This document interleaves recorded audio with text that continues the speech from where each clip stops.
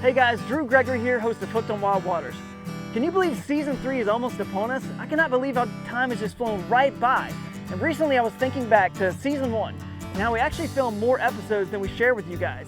And this old footage is actually called The Lost Episodes, and it's shot in a different style than before.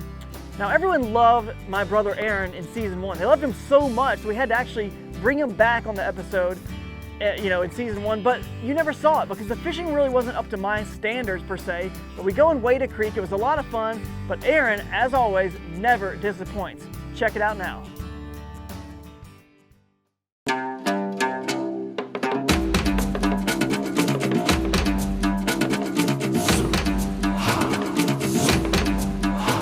I was on my way to go kayak fishing, and all of a sudden I leaned over the side. I can see this small creek is so beautiful. When I cross it, I just couldn't help myself. I have to pull over. I have to check it out. It reminds me so much of when I was a little kid fishing back in Snellville, Georgia, a little creek called No Business Creek. I'm telling you what, we probably had no business being as far up that creek as we went, but I loved it. I caught little teeny fish, salamanders, frogs, and I fell in love, and I was really hooked on wild water. So I got to pull over, and Lou and I are going to go wade the creek and just see what's in there. Let's go. Wild water to be had.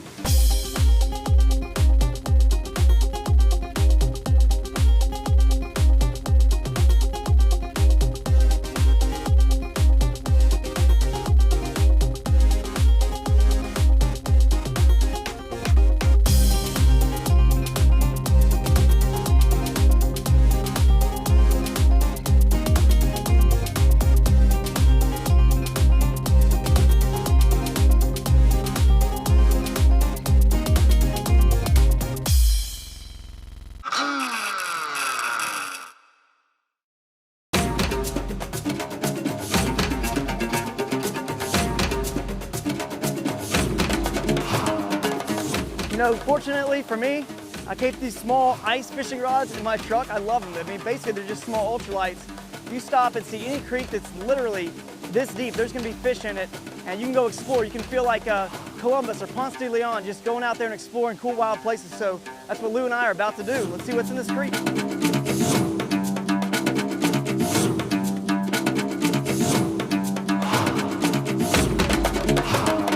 Literally insane how deep this waterfall is. Some people think small water means shallow water, but really in the mountains with deep drops and big granite rocks, you can actually have deeper water in small creeks than you do in some of the bigger rivers in like the coastal plain area. So let's check it out.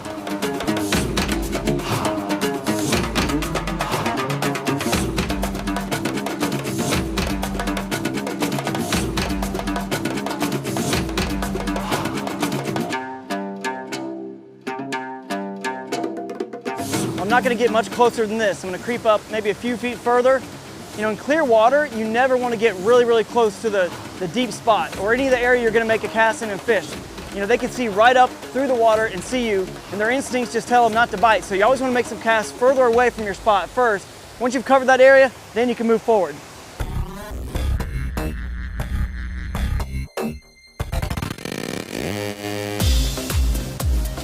feels so cheesy throwing this little thing, but so awesome when you hook one on it. There he is. There he is. Yeah, there we go. Woo! Lou, off. Lou, off. Stay back, stay back, stay back. Stay back, stay back. Off. These fish are incredible, man. So much fun. Lou, leave it. So much fun, so beautiful. Nobody's fishing for them. I may never get on the water today with the kayaks. I mean, I love my Ray Marine fish finder and all the cool gadgets and the fun stuff that are on the kayaks to help me find fish. But honestly, if you have 2 feet and you can find a creek like this, you can also find fish and have a lot of fun. Really good spot to take kids. I got to bring somebody here, somebody that really has a hard time catching fish. This is so pretty.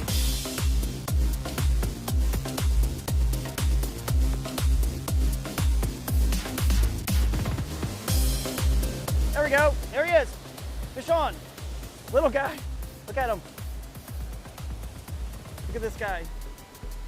Hang it. Leave it, Lou. Leave it. It's a little spotted bass. Off. Yeah, it looks like a little spotted bass. Wow, what a pretty fish. This is unreal. What these guys lack in size, they definitely make up for in beauty.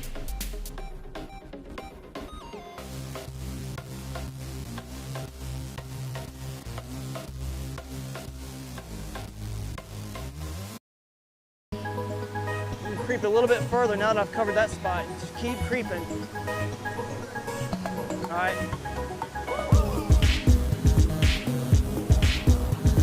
Another good tip is to not bring a loud dog that's gonna stomp all around and mess up your spot.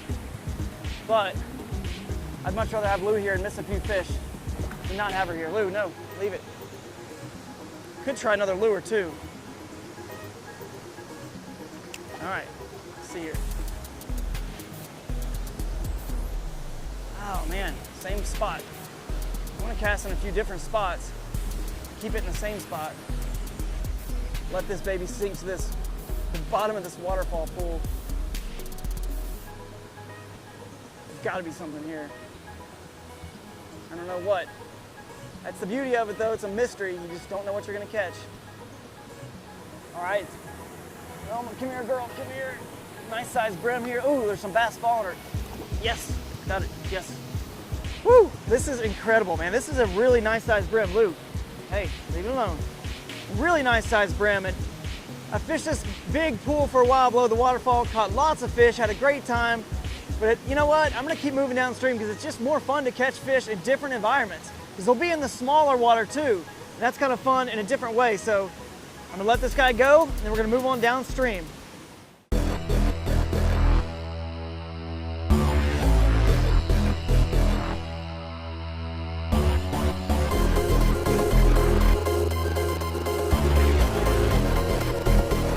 Even though I'm getting bites and catching some small fish, I still always want to catch the biggest fish that I can in the flow that I'm fishing. So I decided I gotta go hike further upstream. I just gotta keep exploring because I know the exact spots they like to hang out in, these big, deep pools, you know? But I just kept going and kept going. I mean, I've got blisters on my feet. I fell down, slipped everywhere. I never found a real deep pool. So I may not come back to this spot, but I'm glad I came here and explored it. It's just one more to cross off the list.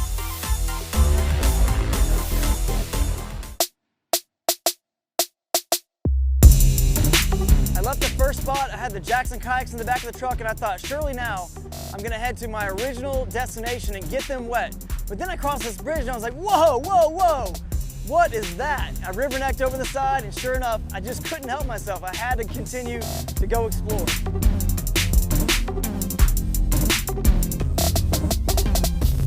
The amount of life that is in a creek like this is unbelievable. There's so many rivers and creeks that flow right off the Appalachian Mountains. And because of all the rock that you can see here, there's just tons of little rapids and waterfalls that create oxygen. And oxygen, of course, creates life. And the more surface area there is with all these rocks, the more life that can live in an environment like this. So you're gonna see algae and all kinds of just moss, and then little minnows and crawfish and lizards. There's just so many things here. And if you see those things in one location, you know there's gonna be fish there. And I already saw redeye bass are here. They're one of my favorite bass. They're very rare. They only live in environments like this. So I want to catch one, actually land one this time, hold it up close and let you guys see what they look like. So beautiful.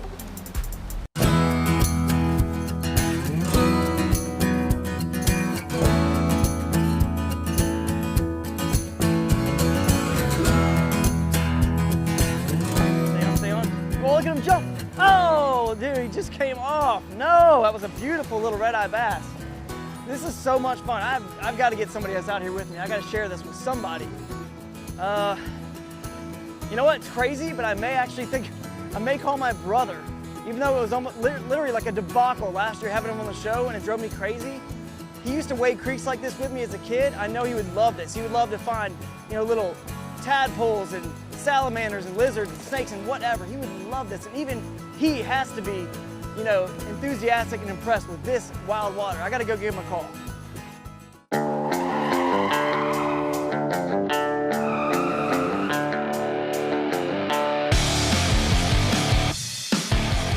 Called me earlier today. As far as what I was doing is I was just hanging around the house watching Star Trek because that's pretty much what I do like every day. But he said it would be cool for me to come hang out, mess around on the river. So I was like, yeah, you know what? Why not? Let's do it. So I did it, and I'm here. What's the plan for Well, as far as what we're doing next? Well, I mean, I don't know what you got in this bag and what your plan is, but I plan on fishing. That's, you know, what I'm hooked on. Yeah. Is actually fishing the wild waters. But Yeah. I don't know what you're going to be searching for, but No, well, last time it was really boring, Stay out of so my this way. time I brought we'll just stay out of my way. when I'm trying snorkels. to fish, I also brought a guidebook for like if you find wildlife Right. and stuff with Okay. like plants. All right. I was trying to get one where I could find one on animals. Tell you what, you do all that stuff downstream of where I'm going to be, because see, whenever you step in the creek, it's going to make all this mud and silt. It's going to flow downstream and kind of like alert the fish that were there. Yeah. I don't care what you do, just go downstream. Yeah, no, it's a good But plan. I think you'd like to catch a few fish, dude. I mean, I'm not this- gonna do that. But one of the things that I was gonna do, but I didn't do, was I lost my gold pen. You brought snorkeling gear and a backpack full of who knows what. There is no telling what's about to happen in this creek with my brother.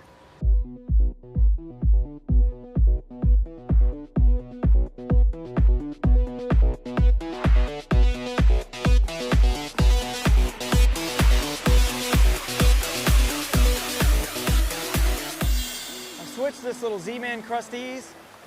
This is a great little crawfish imitation.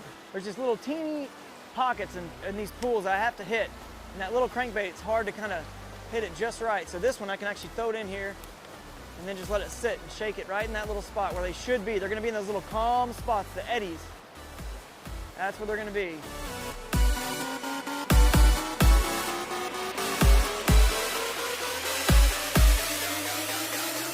All right, so let's just keep going. You just do whatever. So if I stay, as long as I stay behind you, then Yeah, I can, exactly. then I can look under rocks and crap. I guess you apparently paid attention for once. You listened, yes. So my brother's arrived, and now I remember why it's so frustrating taking him anywhere. And I don't know why in the world I did this, but if he can just stay behind me, I'll still catch some fish. We'll still have fun in the wild waters. I've already caught some fish, so it's already been a good day. But it's just amazing to think that this is right here just off of the highway, and there's a huge factory right here, some sort of quarry and marble factory. It's just incredible that wild waters exist in their own little bubble, their own little world of a cocoon. You could live in the city, but of course houses and certain things can't be built right on riverbanks because of flooding. So I promise you, if you just get in to the actual riverbed, you will see wild places. You'll feel like you're in the middle of the Amazon jungle, and it might be right there in the middle of a metropolis. And that is some serious wild stuff.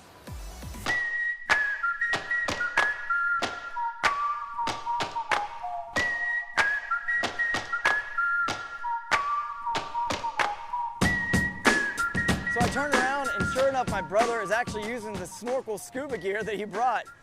And you know what? He's having fun. I can't really complain because he's over there having fun. I'm upstream having fun. This is all good right now. So this morning, it was incredible. I mean, that waterfall was epic with the sunlight coming through. I caught lots of fish, had an incredible time. And then I left and I thought surely the kayaks were gonna get wet, but no, I got stopped again and I explored, I spent time with my brother. Even though I didn't catch the biggest monstrous fish, that wasn't the point. I explored a new place, and being just on the water gives you that sort of everything is right in the world feeling in my heart. And that's the reason I'm definitely hooked on wild waters. All right, I hope you guys enjoyed that lost episode, and I can't wait to share with you season 3 coming soon. We're gonna have new locations, new guests. It's gonna be wild, crazy, and I'm so excited to share with you what season 3 has in store. We're hooked on wild waters.